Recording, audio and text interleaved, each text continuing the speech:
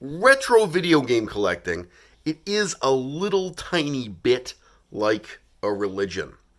I just got a message, an intelligent, well-written message that happens to be completely factually wrong, trying to inform me that in fact, Sega, the Sega Mega Drive, the Sega Genesis, that they were the winners of their console generation. But this relies on anachronistic and mathematically false historical claims.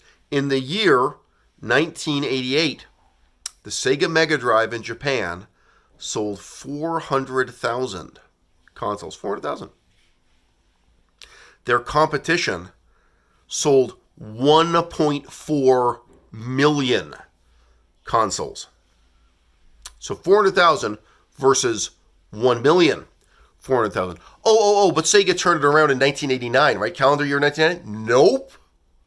Guess what happened in 1989? Sega's competition sold more than double as many consoles, approximately 2,400,000. That's what Sega's competition sold. Sega claims they sold 1 million. Probably it was less than 1 million. They're rounding up consoles in Japan. But in either case, Sega's competition were selling more than double, more than twice as many consoles. But here's the thing, guys. In 1988 and 1989 in Japan, Sega's competition was not Nintendo, and it was not Sony, and it was not Microsoft. Their competition was NEC, selling that PC Engine, the original PC Engine without all the upgrades and bullshit that they added onto it later. A tiny, not terribly powerful console, but that had one advantage: the library of available games. Whereas if you had been stupid enough to buy a Sega Mega Drive in Japan in 1988, you could play nothing on it. Not one decent game, unless you count Space Harrier 2. All right? Space Harrier 2 is, it's not terrible, but if you want to call that a decent game, it's a stretch. So for the whole calendar year 1988, that's all you got.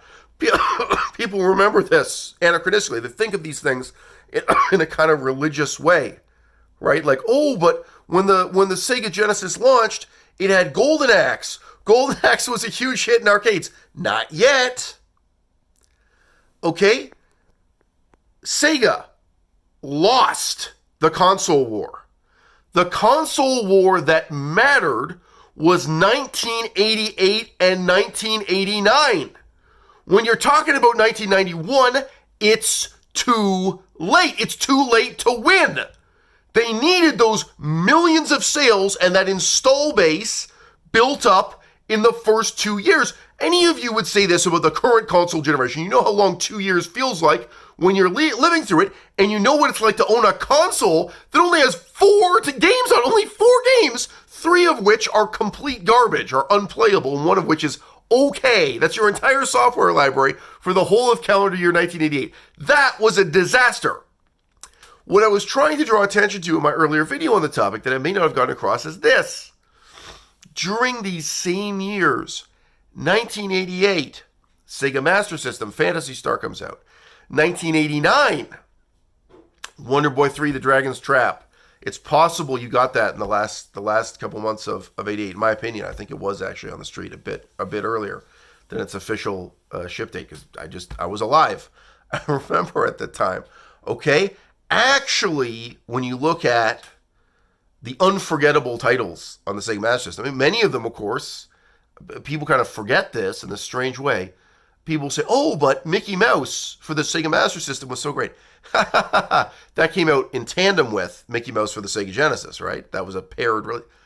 So you feel, right, Genesis was already out and being sold. Sega Mega Drive was already out. We're already into the 16-bit generation when Sega is producing, and third parties are producing, the truly great titles for their 8-bit platform. But Sega was stupid enough to make them mutually incompatible when they could have been entirely compatible. Their so-called adapter is just a pass-through mechanism. It's just to make the shape of the cartridge fit. So, Sega as a company, they had enough talent to be developing exciting new arcade games. They had enough talent to be developing exciting new Master System games at that time. Too late. 8-bit generation is over. 8-bit generation is obsolete. Oh, hey, you want to know a really great Sega Master System game? Golden Axe Warrior. So Golden Axe Warrior, right, that's a clone of Zelda. It's not a clone. It's in the same genre as the original Zelda for the NES. But wait a minute. Golden Axe Warrior in the Master System, that comes out after Golden Axe in the arcade, Golden Axe in Sega Genesis, right? It's the whole platform is obsolete. They're fighting a losing battle. They made the wrong strategic decisions. They made the wrong strategic decisions about the 8-bit generation, and strangely, they were still committed to that, to building up that 8-bit platform with their limited talent pool, just limited human resources, while neglecting the 16-bit platform in that crucial transitional stage. Sega lost the console war in the 16-bit generation.